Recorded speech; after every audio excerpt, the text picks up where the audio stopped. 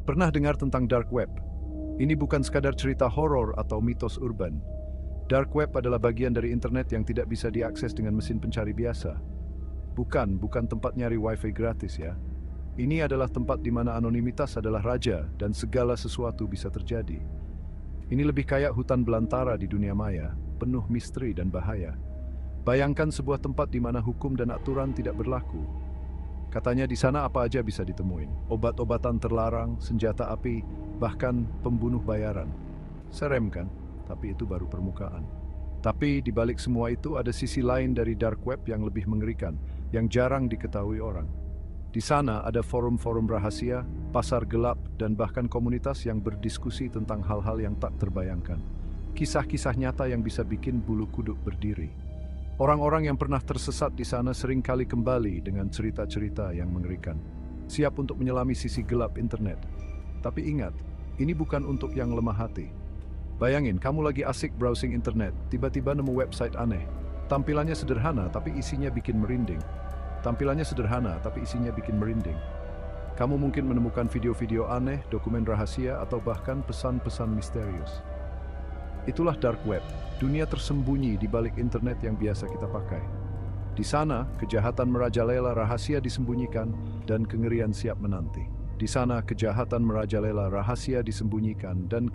siap menanti. Setiap klik bisa membawa kamu lebih dalam ke dalam kegelapan. Tapi ingat, begitu masuk, susah loh untuk keluar. Sekali kamu membuka jendela ke dunia lain ini, kamu mungkin tidak akan pernah melihat internet dengan cara yang sama lagi. Beda dong sama internet biasa. Internet biasa itu kayak jalan raya yang ramai, penuh dengan orang-orang yang berlalu lalang dan gampang diakses oleh siapa saja. Kalau internet biasa itu kayak jalan raya, ramai dan gampang diakses. Kita bisa browsing, belanja online, atau sekadar nonton video lucu di YouTube dengan mudah. Nah, dark web itu kayak lorong-lorong sempit dan gelap, tempat yang jarang dikunjungi, penuh misteri dan seringkali menakutkan. Susah ditemukan, penuh rahasia, dan bahaya ada di mana-mana. Di sini kita harus ekstra hati-hati karena ancaman bisa datang dari mana saja. Di dark web, identitas disembunyikan, transaksi anonim, dan kejahatan merajalela. Orang-orang menggunakan enkripsi canggih untuk menyembunyikan jejak mereka. Makanya banyak cerita-cerita seram yang berasal dari sana. Dari cerita tentang hacker yang mencuri data pribadi, hingga kisah-kisah horor yang membuat bulu kuduk merinding. Salah satunya yang paling heboh adalah kasus Silk Road. Website ini menjadi pusat perdagangan ilegal yang sangat terkenal. Website ini kayak Amazonnya dunia gelap, jualan barang-barang ilegal. Mulai dari narkoba, senjata, hingga dokumen palsu bisa ditemukan di sini. Dari narkoba, senjata, sampai jasa pembunuh bayaran. Semua bisa dibeli dengan mudah menggunakan cryptocurrency seperti Bitcoin. Penciptanya yang dipanggil Dread Pirate Roberts akhirnya ketangkep juga. Penangkapannya menjadi salah satu operasi terbesar dalam sejarah cybercrime. Tapi kasus ini nunjukin betapa mengerikannya dark web. Meski Silk Road sudah ditutup, banyak situs serupa yang terus bermunculan, menunjukkan bahwa ancaman dari dark web masih sangat nyata. Kejahatan di dark web itu bukan cuma jual beli barang ilegal loh. Yang lebih parah ada perdagangan manusia. Perempuan dan anak-anak diculik, terus dijual kayak barang dagangan. Kisah-kisah mereka memilukan banget, terjebak dalam dunia gelap yang susah dijangkau. Salah satu kasus yang bikin geger dunia adalah kasus Playpen. Di situs ini, para predator anak-anak berbagi foto dan video pelecehan seksual. Untungnya FBI berhasil menjebak dan menangkap ribuan anggota situs ini. Kasus ini bercakap tentang sesuatu yang berat. Nggak cuma jual beli manusia, di dark web, nyawa seseorang bisa dihargai dengan uang. Katanya sih, ada situs-situs Red Room yang menawarkan live streaming pembunuhan, di mana penonton bisa request korban dan cara membunuhnya. Mengerikan banget kan? Untungnya sampai sekarang belum ada bukti kuat keberadaan Red Room ini. Banyak yang percaya Red Room cuma cerita bohong, cerita seram untuk nakut-nakutin. Tapi di dunia gelap seperti dark web, apapun bisa terjadi.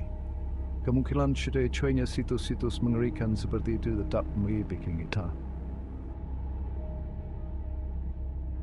Di antara sekian banyak cerita seram dari dark web, ada satu yang benar-benar bikin merinding, kisah kotak musik berhantu. Katanya ada sebuah video mengerikan yang beredar di dark web. Video itu nunjukin seorang wanita disiksa dengan kejam, sementara di latar belakang terdengar alunan kotak musik yang menakutkan. Video itu dikenal dengan nama Daisy's Destruction. Sampai sekarang, video aslinya belum pernah ditemukan, dan pelakunya masih jadi misteri. Banyak yang percaya video itu hoax. Ya, baik senior thing is linked to cerita-cerita dari dark web, entah nyata atau tidak, tetap ninggalin rasa takut yang mendalam. Mungkin karena kita sadar, di balik layar komputer kita ada dunia lain yang gelap dan mengerikan. Dunia di mana kejahatan merajalela dan manusia diperlakukan seperti barang dagangan. Ketakutan itu juga muncul karena kita sadar, kita nggak benar-benar tahu apa yang terjadi di dark web. Siapa yang ada di sana? Apa yang mereka lakukan? Pertanyaan-pertanyaan itu menghantui pikiran kita, bikin kita merinding ngebayangin kengerian yang mungkin tersembunyi di sana. Salah satu hal yang bikin dark web makin serem adalah video-video aneh dan mengerikan yang beredar di sana. Ada video penyiksaan, pembunuhan, bahkan ritual-ritual aneh yang nggak masuk akal.